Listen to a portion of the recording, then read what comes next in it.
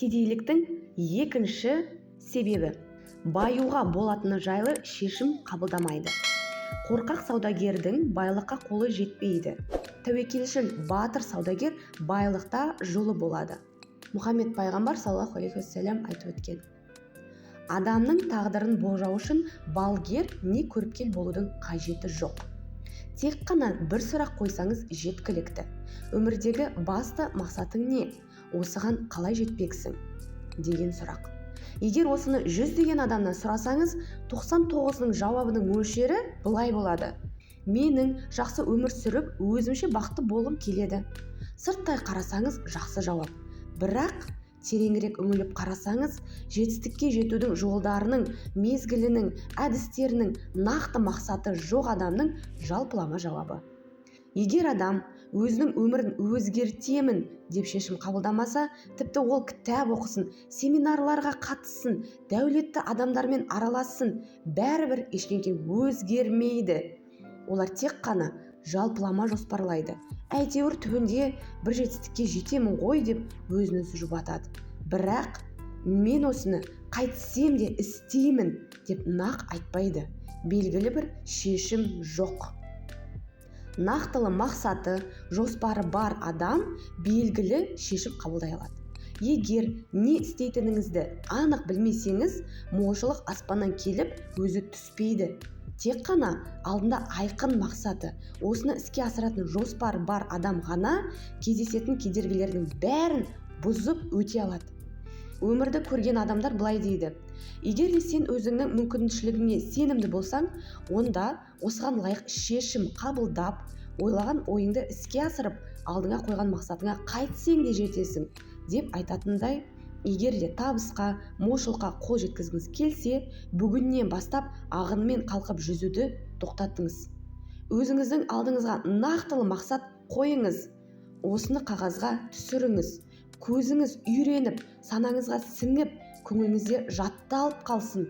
Осы мақсатқа баратын әрбір қадамыңызды есептеңіз, анықтаңыз. Осы жоспарыңызды қолма-қол іс жүзіне асыра бастаңыз. Сонда өзіңіздің болашағыңызды қалай ойласаңыз, солай болады. Сондықтан да өзіңіздің өміріңіздің қалай болатынын қазір анықтаңыз. Сіздің кім екеніңіз, кім болатыныңыз ойлау жүйеңіздің сапасына байланысты.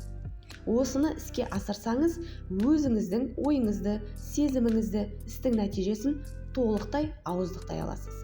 Өмірдің мақсаты танып білу емес, іс-әрекет. Әйгілі Гексли айтып кеткен. Жеңіліске бір қадам қалғанда жеңіс келеді. Жоқтың артында бар тығылып жатады. Өз қателігіңді талда, жетістікке жетуді ойла. Табыс тесіктен де келеді. Қаласаң болады. Табысқа талпынған ғана жетеді. Табыс жүгірген сайын жақындай түседі. Басқаларға сенім мен табандылықты ұялады. Ойың іске асқанда арманың орындалады. Өзің жалаңаяқ болсаң да арманың асқақ болсын. Өткеннің бәрін өртеп өшір де жоспар жаса. Адамдардың көзін жеткізем деп тыраштанба. Нақты болғанын, қалай болатынын дәлелде. Жаныңды салсаң да өзіңдікін ал. Не жеңіс, не өлім. Әрбір сәтсіздік осындай сәттілікке жетелейді. Жоқшылық сәтсіздіктен кейін өзгеріп шығады.